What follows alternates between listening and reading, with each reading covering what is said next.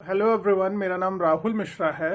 पिछले वीडियोस में हम लोग कवर कर चुके हैं डिक्री के बारे में, जजमेंट के बारे में, और जो है essential element of decree, type of decree, ये सब चीज़ें हम लोग कवर कर चुके हैं सीपीसी में, सिविल प्रोसीजर कोड में। तो आज हमारा अगला टॉपिक है difference between decree and the judgment. अब देखिए, डिक्री और जजमेंट में डिफरेंस समझने से पहले हमें समझना पड़ेगा डिक्री क्या होती है। ये मैं आप लोगों को पिछले के वीडियोस में बता चुका हूँ, तो उसको देखने के लिए आप मेरे पीछे के वीडियोस रेफर कर सकते हो। जजमेंट के लिए भी आप मेरे पीछे के वीडियोस को रेफर कर सकते हैं। अब मैं डिफरेंसेस शुरू करता हूँ। तो देखिए, डिक्री क्या होती है। डिक्री का डेफिनेशन जो दे रखा हुआ है सेक्शन 2(2) में दे रखा हुआ है, यानी कि सिविल प्रक्रिया संहिता 1908 के धारा 2 उपधारा 2 में हमें डिक्री के बारे में बताया गया है। उसी तरीके से अगर हम जजमेंट की बात करें तो जजमेंट की डेफिनेशन कहाँ दी हुई है, सिविल प्रक्रिया संहिता 1908 की धारा 2 उपधारा 9 में दे रखी हुई है मैं जजमेंट की डेफिनेशन। तो decree is defined under section 2 subsection 2 in civil procedure code 1908। उसी तरीके से judgment is defined in section 2 subsection 9 in CPC, right. अब दूसरे हम लोग इंपॉर्टेंट डिफरेंस पे आ जाते हैं। डिक्री होती क्या है, अब ये समझना पड़ेगा। डिक्री क्या करती है, determines the rights and the obligation of the party in any of the matter.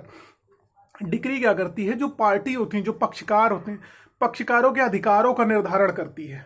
ठीक है, कि किसके राइट्स क्या है, क्या ड्यूटीज हैं, क्या ऑब्लिगेशन है, ये बताती है। अब उसी तरीके से जजमेंट, जो जजमेंट होता है, स्टेटमेंट गिवन बाय द जज on the ground of decree और ऑर्डर। जो स्टेटमेंट जज का निकल के आता है, ठीक है, डिक्री या ऑर्डर के बेसिस पे, वही जजमेंट कहलाता है। जो न्याय निर्णय, यही तो हो गया ना, जो कथन जज देता है जो है डिक्री और ऑर्डर को समझ करके, तो वही उसका जजमेंट हो गया। अब इस तरीके से अगर हम लोग तीसरे पार्ट पे आ जाए कि इसका तीसरा इंपॉर्टेंट डिफरेंस क्या है। तीसरा इंपॉर्टेंट डिफरेंस इसका ये, डिक्री में भी प्रिलिमिनरी और द फाइनल, ठीक है, पार्टलरी और द पार्टली फाइनल। ठीक है, डिक्री जो है फाइनल भी हो सकती है, अंतिम भी हो सकती है, और प्रारंभिक भी हो सकती है। लेकिन जजमेंट क्या होता है, जजमेंट की कंडीशन में ना प्रारंभिक होगा ना अंतिम होगा, ऐसी कोई कंडीशन जजमेंट के अंदर में नहीं होती है। अब डिक्री में क्या होता है, डिक्री जो होता है एक सिविल सूट होता है ना, सिविल सूट दाखिल करते हैं डिक्री में। Decree is passed in civil suit, ठीक।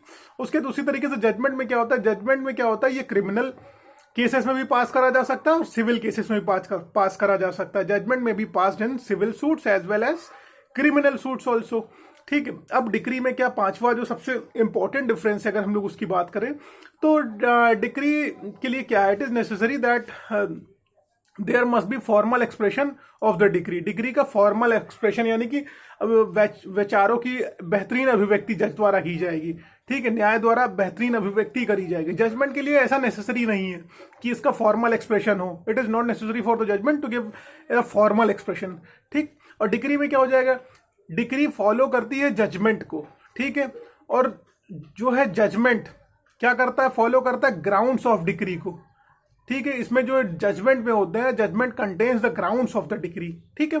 तो ये चीजें आप लोगों को क्लियर हो गई। अब उसी तरीके से अगर डिक्री बताऊं तो decree follow the judgment, okay, और judgment contains the grounds of the decree, ये आपको क्लियर हो गया होगा। बहुत छोटा सा डिफरेंस है। अब डिक्री क्या होती है, अपीलेबल होती है। डिक्री के लिए आप अपील कर सकते हो। जो हम लोग, मान लीजिए मुकदमा आप हार रहे हैं, तो आप जजमेंट के खिलाफ नहीं अपील करते हैं, आप डिक्री के लिए अपील करते हैं। तो judgment is not appealable and decree is appealable, ठीक है। अब क्या हो जाता है, आखिरी इसका जो डिफरेंस है, डिक्री जो होती है, decree it is the decree which is capable of execution. Decree का एग्जीक्यूशन बहुत ज्यादा इंपॉर्टेंट होता है, लेकिन जजमेंट की कंडीशन में इसका एग्जीक्यूशन कैपेबल नहीं होता है। तो इस तरीके से आप लोगों को मैंने डिफरेंसेस जो बता दिए हैं कि डिक्री और जजमेंट में डिफरेंस क्या होता है। ये आपको, आई होप ये टॉपिक बहुत आराम से क्लियर हो गया होगा। अब आगे के टॉपिक्स में मैं आप लोगों को जो भी होता है कल आपको अपडेट कर दूंगा।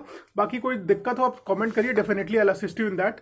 तो इस तरीके से इसको पढ़िए और समझ में ना आए तो फिर आगे बताइएगा। Thank you so much, thank you so much.